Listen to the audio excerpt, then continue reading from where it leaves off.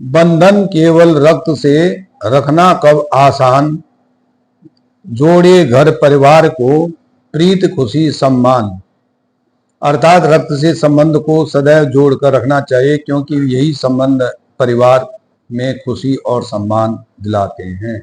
मां शारदे को नमन।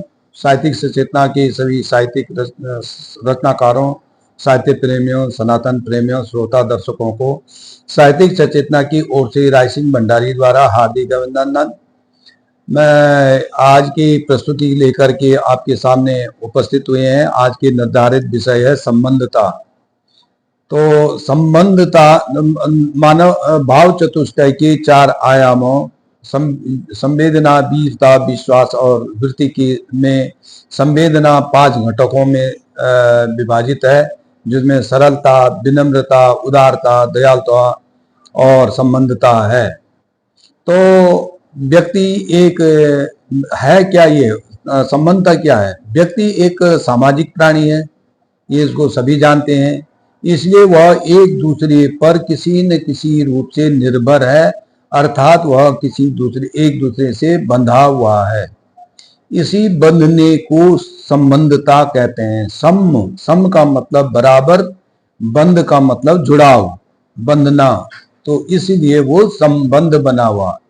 परमात्मा ने सभी मनुष्यों को कुछ न कुछ अपूर्णता प्रदान कर रखी है, कुछ देह से, कुछ मन से, कुछ हृदय से, कुछ आत्मा से, तो एक दूसरे से भिन्न है। लेकिन उस अपूर्णता को पूर्ण करने का माध्यम ही संबंधता है।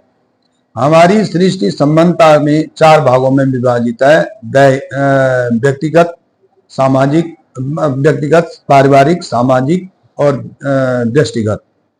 तो आप व्यक्तिगत संबंध जो है, कुछ संबंध एक व्यक्ति से दूसरे व्यक्ति पर आश्रित रहते हैं, जो किसी देश, काल और परिस्थिति में मित्र बन गए हैं या कुछ समय बाद समाप्त हो गए हों। तो उसमें विद्यालय के सहपाठी, गुरु और शिष्य के संबंध, एक ही कक्ष में निवास करने वाले 2 व्यक्ति, उदाहरण के तौर पर कृष्ण सुदामा, द्रोणाचार्य या द्रुपद, या श्री राम या सुग्रीव। तो इनका संबंध एक मित्रता का संबंध होता है, और यही मित्रता फिर जीवन में सबसे गहरे संबंधों के ऊपर होती है। इन संबंधों में मानसिक स्तर रहता है। पारिवारिक संबंध, मनुष्य संबंध का दूसरा चरण जो है परिवार है, जिसमें व्यक्ति जन्म लेता है। उसे शुद्ध संभालने पर अपने चारों ओर माता पिता, भाई बहन आदि के रूप में संबंध मिलते हैं। अपने दादा दादी, चाचा चाची को लेकर के, मातृ संबंध से लेकर के नाना नानी, मामा मामी आदि संबंध मिलते हैं। जब विवाह हो जाता तो उसके फिर अलग सास ससुर, नाना नानी, साला साली और संबंध के रूप में मिल जाते हैं। फिर पुत्र पुत्री के रूप में क्रमशः पोता पोती संबंधों का उदय होता है। तो ये संबंध सब भावनात्मक संबंध होते हैं तथा हृदय से बहुत समीप होते हैं। माता का पुत्र से संबंध वात्सल्य प्रेम के अंतर्गत आता है, तो वहीं पति पत्नी का संबंध जो है भावनात्मक संबंध कहलाता है। तो सामाजिक संबंध, तीसरा चरण है सामाजिक संबंध। 2 या 2 से अधिक परिवारों के मिलने से समाज का निर्माण होता है। उसमें फिर नए संबंध होते हैं। नेता और समर्थक का संबंध, अधिकारी और कर्मचारी का संबंध, पड़ोसियों का संबंध, कॉलोनी या एक सोसाइटी में रहने वाले लोगों का संबंध, तो एक ही गांव के और एक ही शहर में निवासियों का परस्पर संबंध। इन संबंध में राजनीतिक, आर्थिक और संबंध रहते हैं तथा व्यावहारिक संबंध कहे जाते हैं। अब आ जाता है समष्टिगत संबंध। जब व्यक्ति परिवार समाज के ऊपर उठ जाता है तो उसका समर्थन विश्व में बनने लगता है। एक देश के राजनयिक दूसरे देश के राष्ट्राध्यक्ष के साथ कूटनीतिक, सामरिक, आर्थिक और मैत्रिक संबंध बनते हैं।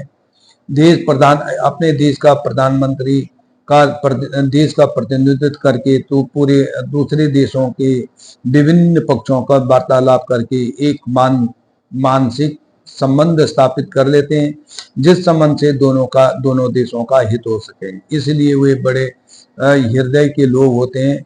इसलिए कहते हैं कि उदार चरिता नाम तो पशुदैव कुटुंबकम, अर्थात ये पूरी पृथ्वी को ही अपना परिवार मानते हैं।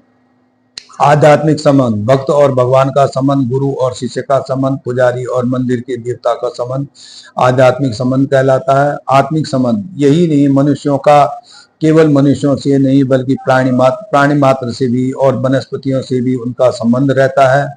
तो इस पर कहने का अर्थ है कि समान रूप से अपनी एक दूसरे से जो जुड़ाव रहता है उसको भावना संबंध उसको संबंधता कहा जाता है। और जो भावनात्मक